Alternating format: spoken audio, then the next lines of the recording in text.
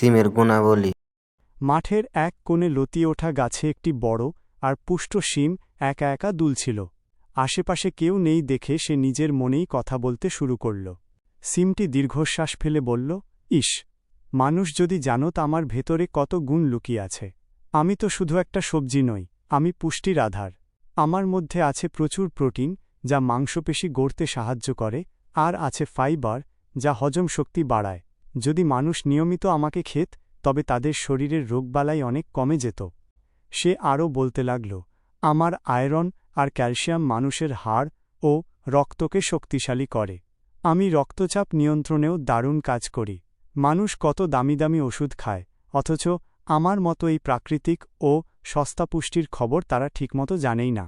যদি তারা জানত আমি হার্টের জন্য কতটা উপকারী, তবে প্রতিদিন আমাকে তাদের পাতে রাখত। সিমটি একটু হেসে আবার বলল, যাই হোক, আমি আমার ভেতরে এই অমূল্য সম্পদ নিয়েই বড় হচ্ছি। আশা করি কোনো একদিন মানুষ আমার কদর বুঝবে।